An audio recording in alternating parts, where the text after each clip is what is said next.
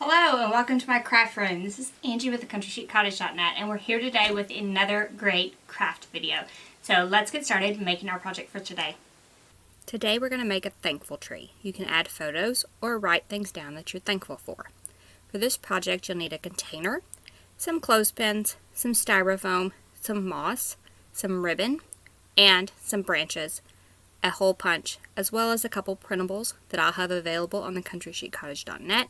Just drop to the description below to a link to everything you need. Now you want to print and cut out all of your leaves as well as your tag.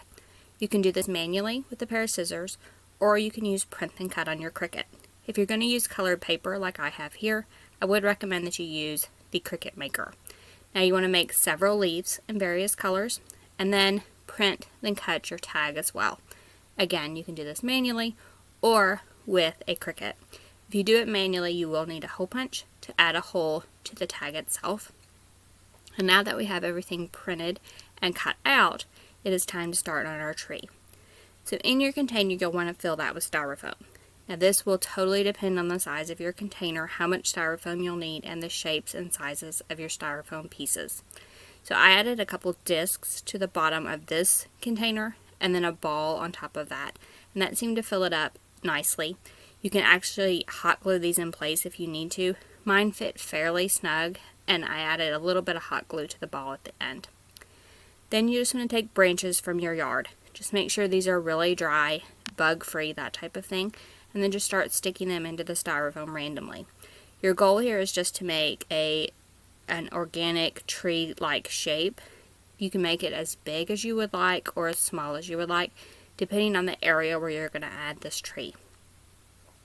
I just added a variety of branches to the ball, just pressing them in until they wouldn't go any further.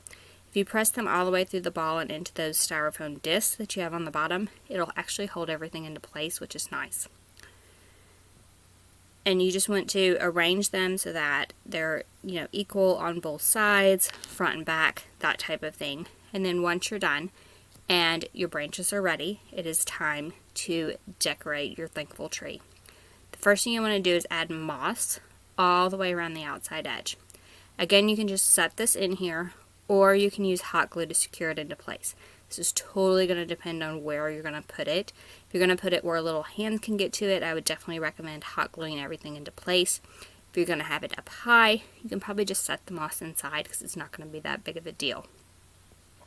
Then after your moss is in place, then we can start adding our decorations. So the first thing I'm going to do is tie that tag onto the handle, and I just used a little bit of ribbon, tied into a knot, and tied the tag right onto the handle of my container. If your container doesn't have a handle, just use a longer ribbon and tie it all the way around the outside edge. Then we can start adding our leaves. So I just added those in pairs with clothespins. Now here, if you want to write on each leaf what you're thankful for, you can definitely do that. And then you can print pictures however you would like, cut them out, and then start adding those with clothespins as well. And there you have a cute thankful tree to display all fall long with everything that you are thankful for, and you can count your blessings.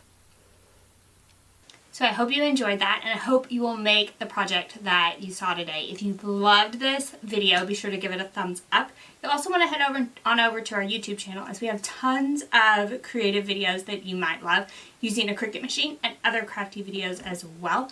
You'll want to subscribe while you're there so you don't miss any of our new videos. You can also ask any questions that you have about anything we've covered today in the comment section below, and we will get to those as soon as we can because we love comments. Thank y'all so much for joining me today, and I'll see you next week. Bye-bye.